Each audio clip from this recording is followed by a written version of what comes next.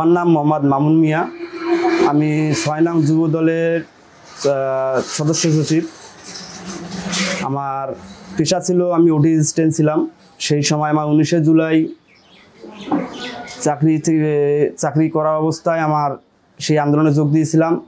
সেই আন্দোলনে যোগ দেওয়ার পর থেকেই আমি চাকরি থেকে বরখাস্ত হয়ে যাই।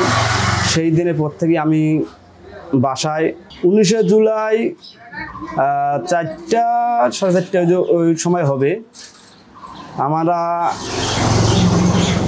গ্রাউন্ড হোটেল মোড় থেকেই সবাই যখন আসি, আমরা পুলিশ তখন সুপার মার্কেটের সামনে থেকে আমাদেরকে বুলেট নিক্ষেপ করা শুরু করলো, টিয়ারশেল মারা শুরু করলো। তখন আমরা জনগণ সবাই মিলে করলাম, আমরা চতুর্দিকে ছড়াই গেলাম। ছড়াই যাওয়ার পর আমরা চতুর্মুখে পুলিশ পিছিয়ে যাওয়ার পর থেকে আমরা সবাই সামনে আগে এগিয়ে গেলাম।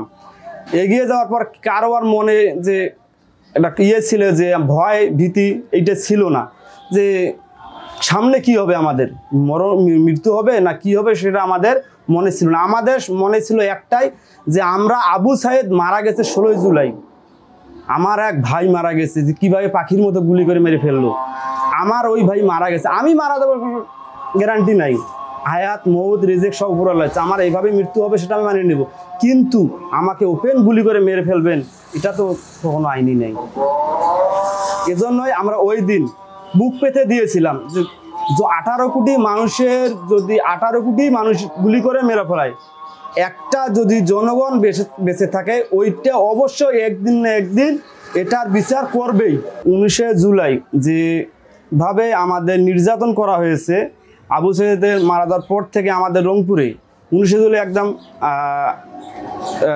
Wifi data network service totally বন্ধ ছিল। বন্ধ করে আমরা এটা সোশ্যাল মিডিয়া দেখতে আর ছড়াইতে পারিনি আমরা। এ কারণেই আমাদের রংপুরে ওই দিন কী ঘটেছিল কেউ জানে না। তা আমরা যারা আন্দোলনে ছিলাম, যারা ভিডিও করছে, তারাই জানে যে রংপুরে সেই দিন আন্দোলনে কি হয়েছিল, কত লোক মারা গিয়েছে, কীভাবে পুলিশ নির্যাতন করেছে। কিন্তু সেই প্রেক্ষাপটে আমাদের আবু সাইদ যেভাবে মারা গিয়েছে, ঠিক একই ইয়েতে আমিও বুক ছেড়ে দিয়েছিলাম ওখানে, যে আমার এক ভাই মারা গিয়েছে, আমি আরেক ভাই, এই ভাই আমরা যদি তার সঙ্গ না দিই, তাকে ন্যায় বিচার না পেয়ে দিই, এই কারণেই আমরা সেই আন্দোলন শরিক হই। ছাত্র জনতা মিলেই সেই সরকার বিরোধী আন্দোলন সব কিছুই আমরা তাকে স্বৈরাচার বিরোধী হাসিনাকে পতন করি আমরা।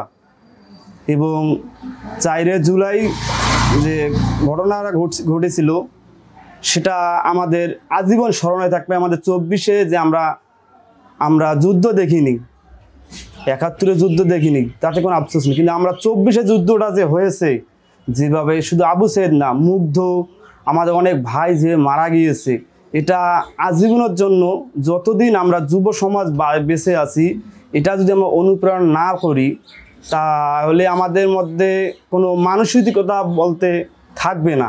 কারণ আমরা সবাই সেখানে আন্দোলন ছিলাম, একক আন্দোলন ছিল না। সব জনতা, জামাত বলেন, বিএনপি বলেন, ছাত্র জনতা সবাই ছিলাম। কেউ বলতে পারবে না যে আমার দল ছিল, কোনোখানে দলের প্রসঙ্গ নেই। আমাদের যে জুলাই যেভাবে আমাদের ভাই মারা গিয়েছে, ছাত্রদের উপর যেভাবে নির্যাতন করা হয়েছে, আমাদের ঢাকায় যে ছাত্রদের হলে রাত্রে গুলি করে পাখির মতো গুলি করে মেরে ফেললো, সে বিচারটা কোথায় গেল? আমাদের আবু সাইদ মারা গেল, সেই বিচারটা কোথায় গেল?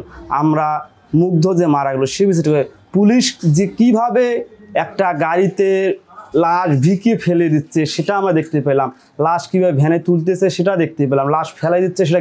কিন্তু এই বিচারগুলো যদি না হয়, তাহলে বাংলাদেশের যে সংবিধান আছে, আমি মনে করি এই সংবিধানে আমাদের বাংলাদেশের জনগণের কোনো অস্তিত্ব নেই, কোনো ন্যায় বিচার পাওয়ার অস্তিত্ব আমাদের নেই। আমরা যদি ন্যায় বিচার না, জনগণ যদি ন্যায় বিচার না পায়, তাহলে বাংলাদেশ সংবিধান কি করবে?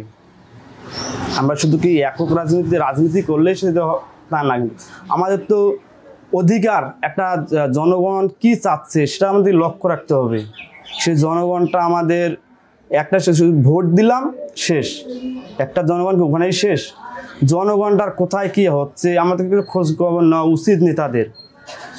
আমরা নেতারা কি করি, অনেকেই খোঁজ খবর নেই, নিজের স্বার্থ আমরা বুঝি, এবং আমাদের এই স্বার্থটাকে ভুলে যেতে হবে। ভুলে যেয়ে জনগণের পাশে দাঁড়িয়ে জনগণের সাথে মিশে কাজ করতে হবে। তাহলেই আমরা রাজনীতি বলেন যেটুকু যে সরকার বিরোধী আন্দোলন এই প্রশ্নটা আর আসবে না যে এই দল অমুক এই কাজগুলো করছে। কোনো দল তখন আর এভাবে কোনো সংবিধানের বিরোধে যে কোনো কাজকর্ম করতে পারবে না। পুলিশকে যেভাবে তারা দলীয় বানিয়েছিল, শুধু পুলিশ না র্যাব ছিল এখানে বলেন আরও বাহিনী যারা তারা সবাই সঙ্গ হয়ে গিয়েছিল। এই সঙ্গটাকে ছেড়ে দিতে হবে, সকল রাজনীতিবিদকে বলতে হবে, বুঝাইতে হবে যে আমরা এই পুলিশ থেকে শুরু করে এদেরকে আমরা জনগণের পাশে দাঁড়াই দিব। মাত্র 30% টাকায় জমির মালিক হয়ে নতুন বাংলাদেশের গড়ে তোলার স্বপ্ন দেখা বাংলা বসতি। আমাদের 1 বছর পূর্ণ হয়ে যাচ্ছে, কিন্তু আমরা এই 1 বছর পূর্ণ হয়ে গেল, আমরা এখনো বিচারটা পাইলাম না। আবু সাইদের বিচার হোক আর আমার যে ভাই এখনো আমাদের কোনো বিচার হইল না। কিন্তু আমাদের দাবি হচ্ছে, আমাদের প্রশ্ন হচ্ছে আগে বিচার আওতায় আনতে হবে, সব কিছু বিচারের আওতায় এনে আমাদের সংবিধানে এখানে লিপিবদ্ধ হইতে হবে, সংসদে পাশ করে দিতে হবে। জুলাই যে আমরা আন্দোলনে ছিলাম, এই জুলাইয়ে আন্দোলনে আমরা ছিলাম, তারা সকলের জন্য আমরা সনদ পাই, সংবিধানে যে একটা আমরা এটা পাশ করলাম যেন সনদ পাই। আমাদের একটা চাওয়া কি, আমাদের চাওয়া তো এটাই যে সরকার ইয়ে হচ্ছে, আমাদের সরকার বিরোধী ভোট হবে, সবাই জনগণ ভোট দেবে, ভোটে যে নির্বাচিত হবে সেই যে সরকার, এই সরকারকে আমরা অবশ্যই সবাই পাশে চাই, যেই হোক, জামাত বলেন, বিএনপি বলেন, যে আপনার এনসিপি বলেন, জাতীয় পার্টি, যেটা সে যেই হয় না কেন, সেজন্য জনগণের ভোটে সরকার হয়। আমি জুলাই আন্দোলনে যে ছিলাম, আমি আজকে পর্যন্ত বলতে পারবে না কেউ যে আমার খোঁজ বিএনপি ছাড়া অন্য কেউ নিছে, ভালো মন্দ খোঁজখবর। একটা জুলাই আন্দোলনে শুধু যে মারা গিয়েছে তারই খোঁজখবর নিলে তো হবে না, সকলকেই খোঁজখবর নিতে হবে। একটা রাজনীতি কর্মী জুলাইয়ের পর থেকে ত্যাগী কর্মীরা কেন, যে কোনো রাজনীতিবিদ হয় না কেন সেই ত্যাগী কর্মীটা হারাই যাচ্ছে, এটা দায়ভার একমাত্র লিডারদের, আমাদের নেতারা আমাদের নতুন যে সংঘ আসতেছে, এই সংঘগুলো আমরা ত্যাগী কর্মীদের ভুলে যাচ্ছি। ভুলে যাওয়ার কারণ হচ্ছে অনেক নেতা কর্মী আছে টাকাকেই সংবিধান মনে করতেছে, আর এই সংবিধানটা চাচ্ছে না বিএনপি কেন? এখন অনেক জুলাই আন্দোলনে আমরা যেটা আমার জানা মতে আমি যেটা পেয়েছি, সেটা হচ্ছে জুলাইয়ে অনেকেই ডিসি অফিসে কাগজ জমা দিয়েছে ভুয়াভাবে, মুক্তিযোদ্ধা যেভাবে ভুয়া সার্টিফিকেট হয়েছে, সেই একই সিস্টেমে ভুয়া সার্টিফিকেট নিয়ে তারা জুলাই আন্দোলনে কাগজ জমা দিয়েছে। এই কারণেই বিএনপি বলছে যে আমরা সংবিধানে চাই না, কারণ আপনি যাচাই করে একটু ওইটা নেন না।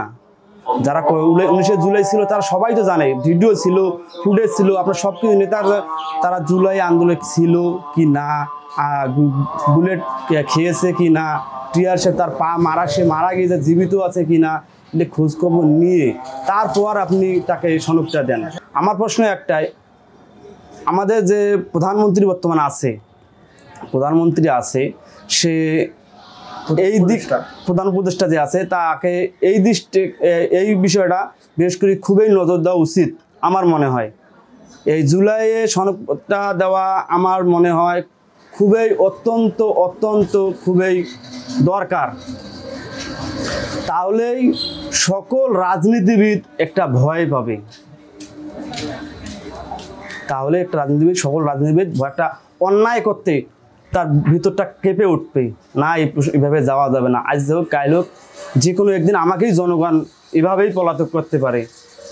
তাহলেই এইটা যে কোনো রাজনীতিবিদ করতে চাবে না, অন্যায়ভাবে কোনো কাজ করতে চাবে না। আমরা এই জন্য এটা সনদটা সংসদে আইনিভাবে হোক, যেভাবে সংসদে পাওয়া দরকার সেভাবেই আমার এই সনদটা প্রয়োজন আমি মনে করি।